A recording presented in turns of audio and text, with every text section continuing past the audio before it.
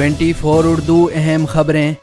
ریاض، سعودی عرب پاکستان میں oil refinery کی تعمیر کے لیے تیار، سعودی میڈیا۔ رواں سال فروری میں پاکستان اور سعودی عرب کے درمیان تاریخی معاہدے ہوں گے۔ آئل ریفائنری کا منصوبہ پاکستان میں سعودی سرمایہ کاری کا سب سے بڑا منصوبہ ہے، فواد چودھری۔ گوادر میں سعودی عرب کی مشہور آئل کمپنی ارامکو کے تحت پروجیکٹ لگایا جائے گا۔ امداد کے لیے دوسروں پر انحصار کیا جائے تو کوئی چیز مفت نہیں ملتی، عمران خان۔ پاکستان معاشی بحران سے نکل رہا ہے، ترقی کا سفر جلد مکمل ہوگا، ترک ٹی وی کو انٹرویو۔ بھارت کشمیر میں مظالم ڈھا رہا ہے، دنیا کو نوٹس لینا ہوگا، عمران خان۔ پاکستان بھارت سے مذاکرات چاہتا ہے مگر بھارت مذاکرات کا حامی نہیں، عمران خان۔ مقبوضہ کشمیر بھارت نے سبز کپڑے کی خرید و فروخت پر پابندی عائد کر دی۔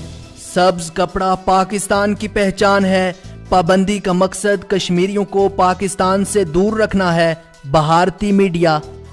سبز کپڑے پر پابندی مضحکہ خیز ہے، بھارت کا متعصبانہ چہرہ بے نقاب ہوگا، کشمیری رہنما۔ ایل او سی پر بھارت کی فائرنگ سے ایک شہری شہید، پاکستان کا احتجاج۔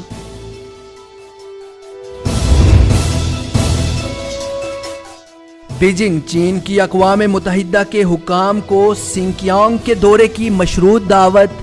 چین پر صوبہ سنکیانگ میں انسانی حقوق کی خلاف ورزیوں کے الزامات ہیں۔ صوبہ سنکیانگ کی اکثریت مسلم آبادی پر مشتمل ہے۔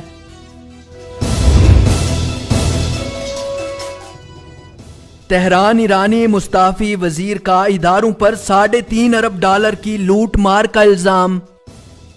پاسداران انقلاب اور حسن روحانی حکومت کرپشن میں ملوث ہے، مستعفی وزیر حسن قاضی زادہ۔ کرپشن اور بددیانتی کی وجہ سے ایرانی کرنسی مسلسل گراوٹ کا شکار۔ یمن، اقوام متحدہ کے مندوب برائے یمن کی حوثیوں سے ملاقات۔ حوثی باغی جنگ بندی مذاکرات کی پابندی کریں، مندوب اقوام متحدہ۔ حوثی باغیوں کی الحدیدہ بندرگاہ پر گولہ باری۔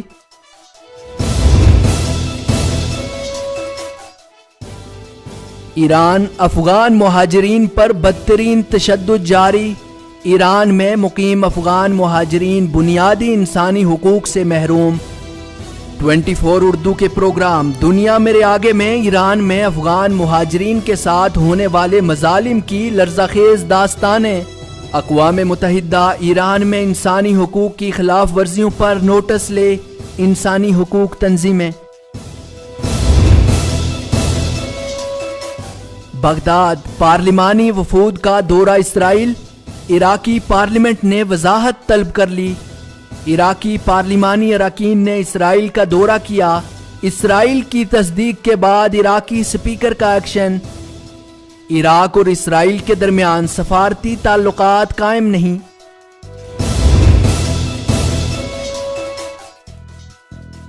بیجنگ، واشنگٹن انتظامیہ علاقے میں تحریکی اقدامات کرنے سے پرہیز کرے، چین۔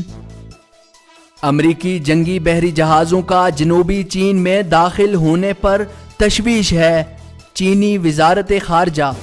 امریکہ اور چین کے درمیان سمندری تنازع میں شدت بڑھ رہی ہے، ماہرین۔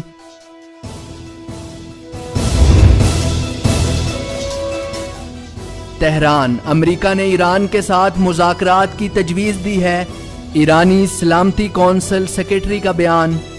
امریکیوں نے یہ ثابت کر دیا کہ وہ قابل اعتبار نہیں۔ امریکہ کی جانب سے ایرانی عہدیداروں کے بیان کی نفی،